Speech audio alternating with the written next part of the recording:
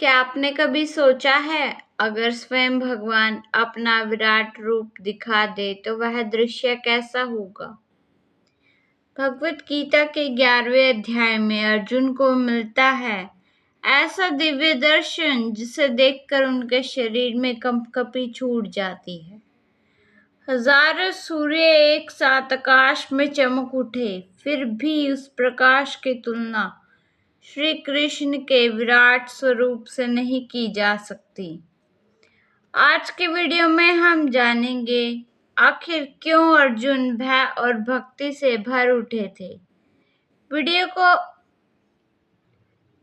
को अंत तक जरूर देखिए, क्योंकि अंत में मिलेगा ऐसा संदेश जो आपको मन में भगवान के प्रति नई श्रद्धा जगा देगा। अर्जुन बोले, मुझ पर अनुग्रह करने के लिए आपने जो परम गोपनीय अध्यात्म विषयक वचन अर्थात उपदेश कहा, उससे मेरा यह अज्ञान नष्ट हो गया है। क्योंकि हे कमल नेत्र, मैंने आपसे भूतों की उत्पत्ति और प्रलय विस्तार पूर्वक सुने हैं तथा आपकी अविनाशी महिमा भी सुनी है। हे परमेश्वर, आप अपने को जैसा कहते हैं यह ठीक ऐसा ही है, परंतु हे पुरुषोत्तम, आपके ज्ञान, ऐश्वर्य, शक्ति, बल, वीर्य और तेज से युक्त ऐश्वर्य रूप को मैं प्रत्यक्ष देखना चाहता हूँ। हे प्रभु, यदि मेरे द्वारा आपका यह रूप देखा जाना शक्य है, ऐसा आप मानते हैं, हे योगेश्वर, उस अविनाशी स्वरूप का मुझे दर्शन कराइए। श्री भगवान बोले, हे पार्थ, अब तू मेरे सैकड़ों हजारों नाना प्रकार के और नाना वर्ण तथा नाना आकृति वाले अलौकिक रूपों को देख। हे भरतवंशी अर्जुन, तू मुझ में आदित्यों को अर्थात अदिति के 12 पुत्रों को, 8 वसुओं को, 11 रुद्रों को, दोनों अश्विनी कुमारों को और 49 मरुत गणों को देख तथा और भी बहुत से पहले न देखे हुए आश्चर्यमय रूपों को देख। हे अर्जुन, अब इस मेरे शरीर में एक जगह स्थित चराचर सहित संपूर्ण जगत को देख तथा और भी जो कुछ देखना चाहते हो सो देख, परंतु मुझको तो इन अपने प्राकृत नेत्रों द्वारा देखने में निसंदेह समर्थ नहीं है।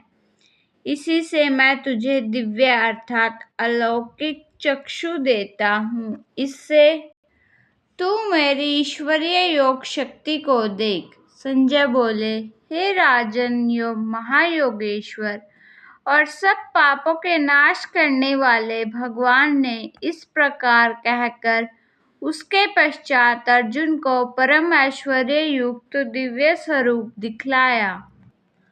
अनेक मुख और नेत्रों से युक्त, अनेक अद्भुत दर्शनों वाले, बहुत से दिव्य भूषणों से युक्त और बहुत से दिव्य शास्त्रों को हाथों में उठाए हुए, दिव्य माला और वस्त्रों को धारण किए हुए और दिव्य गंध का सारे शरीर में लेप किए हुए, सब प्रकार के आश्चर्य से युक्त, सीमा रहित और सब और मुक्त किए हुए विराट स्वरूप परमदेव परमेश्वर को अर्जुन ने देखा। आकाश में 1000 सूर्यों के एक साथ उदय होने से उत्पन्न जो प्रकाश हो, वह भी उस विश्व रूप परमात्मा के प्रकाश के सदृश कदाचित ही हो। पांडुपुत्र अर्जुन ने उस समय अनेक प्रकार से विभक्त अर्थात पृथक पृथक संपूर्ण जगत को देवों के देव श्री कृष्ण भगवान के उस शरीर में एक जगह स्थित देखा।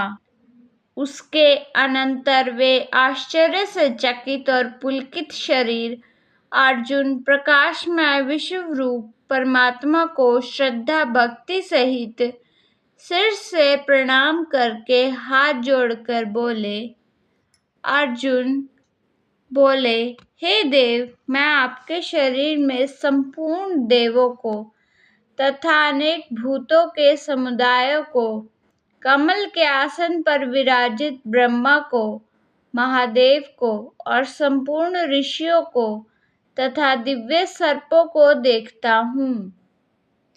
हे संपूर्ण विश्व के स्वामी, आपको अनेक भुजा, पेट, मुख और नेत्रों से युक्त तथा सब ओर से अनंत रूपों वाला देखता हूँ। हे विश्व रूप, मैं आपके न अंत को देखता हूँ, न मध्य को और न आदि को ही। आपको मैं मुकुट युक्त, गदा युक्त, चक्र युक्त तथा सब ओर से प्रकाशमान तेज के पुंजन प्रज्वलित अग्नि और सूर्य के सदृश ज्योति युक्त, कठिनता से देखे जाने योग्य और सब ओर से अप्रेम्य स्वरूप देखता हूँ। आप ही जानने योग्य परम अक्षर अर्थात परम ब्रह्म परमात्मा हैं। आप ही इस जगत के परम आश्रय हैं। आप ही अनादि धर्म के रक्षक हैं और आप ही अविनाशी सनातनी पुरुष हैं। ऐसा मेरा मत है। आपको आदि, अंत और मध्य से रहित, अनंत सामर्थ्य से युक्त, अनंत भुजा वाले, चंद्र सूर्य रूप नेत्रों वाले, प्रज्वलित अग्नि रूप मुख वाले और अपने तेज से इस जगत को संतप्त करते हुए देखता हूँ। संपूर्ण आकाश तथा सब दिशाएं एक आप से ही परिपूर्ण हैं तथा आपके इस अलौकिक और भयंकर रूप को देखकर तीनों लोक अति व्यथा को प्राप्त हो रहे हैं। वे ही देवताओं के समूह आप में प्रवेश करते हैं और कुछ भयभीत होकर हाथ जोड़े आपके नाम और गुणों का उच्चारण करते हैं तथा महर्षि सिद्धों के समुदाय कल्याण हो ऐसा कहकर उत्तम उत्तम स्तोत्रों द्वारा आपकी स्तुति करते हैं। जो 11 रुद्र और 12 आदित्य तथा 8 वसु, साध्यगण, विश्वदेव, अश्विनी कुमार तथा मरुदगण और पितरों का समुदाय तथा गंधर्व, यक्ष, राक्षस और सिद्धों के समुदाय हैं, वे सभी विस्मित होकर आपको देखते हैं। हे महाभावों, आपको बहुत मुख और नेत्रों वाले, बहुत हाथ, जंघा और पैरों वाले, बहुत उदरों वाले, बहुत सी दाढ़ों के कारण अत्यंत विकराल महान रूप को देखकर सब लोग व्याकुल हो रहे हैं तथा मैं भी व्याकुल हो रहा हूँ। क्योंकि हे विष्णु, आकाश को स्पर्श करने वाले, देदीप्यमान, अनेक वर्णों से युक्त तथा फैलाए हुए मुख और प्रकाशमान विशाल नेत्रों से युक्त आपको देखकर भयभीत अंतःकरण वाला मैं धीरज और शांति नहीं पाता हूँ। दाढ़ों के कारण विकराल और प्रलय काल की अग्नि के समान प्रज्वलित आपके मुखों को देखकर मैं दिशाओं को नहीं जानता हूँ और सुख भी नहीं पाता हूँ। इसलिए हे देवेश, हे जगन्निवास, आप प्रसन्न हो। वे सभी धृतराष्ट्र के पुत्र राजाओं के समुदाय सहित आप में प्रवेश कर रहे हैं और भीष्म पितामह, द्रोणाचार्य तथा वह कर्ण और हमारे पक्ष के भी प्रधान योद्धाओं के सहित सब के सब आपके दाढ़ों के कारण विकराल भयानक मुखों में बड़े वेग से दौड़ते हुए प्रवेश कर रहे हैं और कई एक चूर्ण हुए सिरों सहित आपके दांतों के बीच में लगे हुए दिख रहे हैं। जैसे नदियों के बहुत से जल के प्रवाह स्वाभाविक ही समुद्र के ही सम्मुख दौड़ते हैं, अर्थात समुद्र में प्रवेश करते हैं, वैसे ही वे नरलोक के वीर भी आपके प्रज्वलित मुखों में प्रवेश कर रहे हैं। जैसे पतंग मोहवश नष्ट होने के लिए प्रज्वलित अग्नि में अति वेग से दौड़ते हुए प्रवेश करते हैं, वैसे ही ये सब लोग भी अपने नाश के लिए आपके मुखों में अति वेग से दौड़ते हुए प्रवेश कर रहे हैं। आप उन संपूर्ण लोगों को प्रज्वलित मुखों द्वारा ग्रास करते हुए सब ओर से बार बार चाट रहे हैं। हे विष्णु, आपका उग्र प्रकाश संपूर्ण जगत को तेज के द्वारा परिपूर्ण करके तपा रहा है। मुझे बताइए कि आप उग्र रूप वाले कौन हैं? मैं देवों में श्रेष्ठ, आपको नमस्कार हो। आप प्रसन्न होइए। आदि पुरुष, आपको मैं विशेष रूप से जानना चाहता हूँ, क्योंकि मैं आपकी प्रवृत्ति को नहीं जानता। श्री भगवान बोले, मैं लोकों का नाश करने वाला बड़ा हुआ महाकाल हूँ। इस समय इन लोकों को नष्ट करने के लिए प्रवृत्त हुआ हूँ। इसलिए जो प्रतिपक्षियों की सेना में स्थित योद्धा लोग हैं, वे सब तेरे बिना भी नहीं रहेंगे, अर्थात तेरे युद्ध न करने पर भी इन सब का नाश हो जाएगा।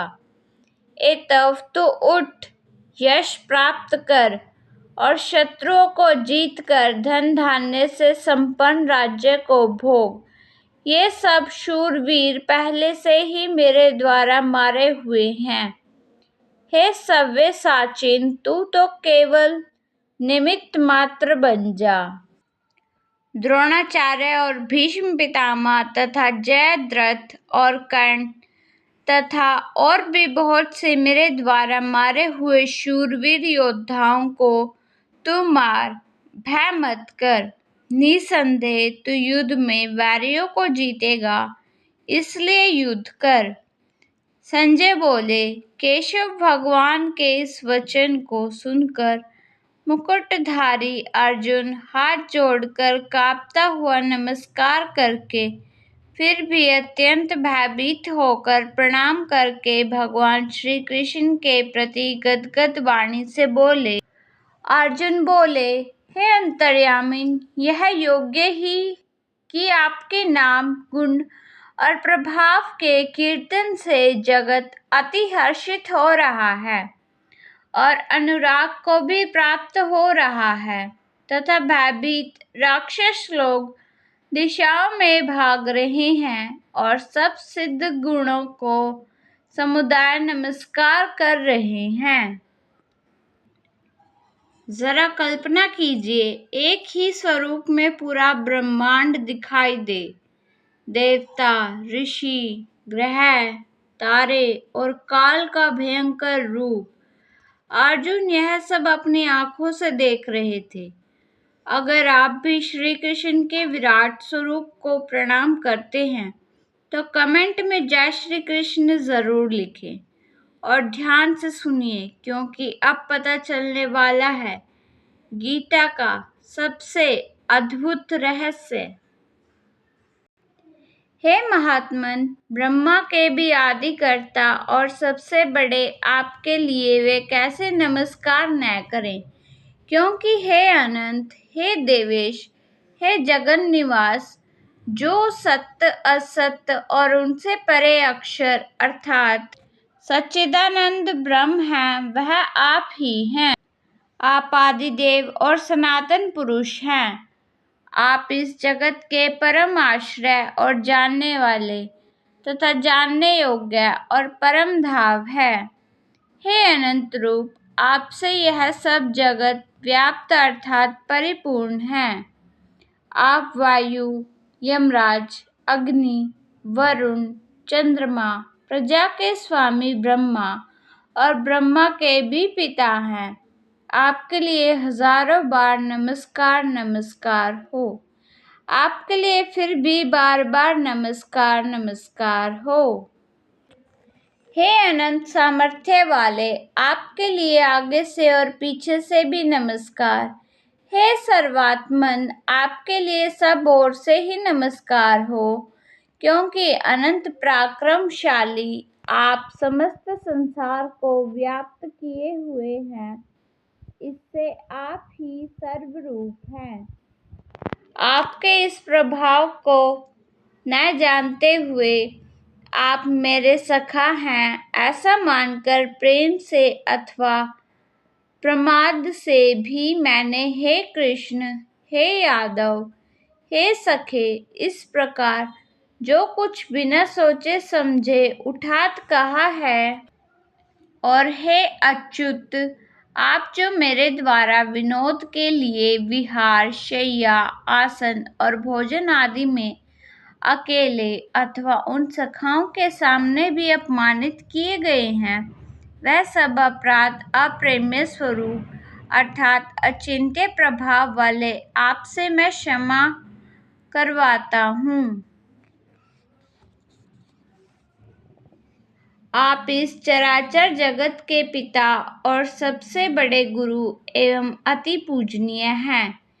अनुपम प्रभाव वाले, तीनों लोकों में आपके समान दूसरा कोई नहीं है, फिर अधिक तो कैसे ही हो सकता है।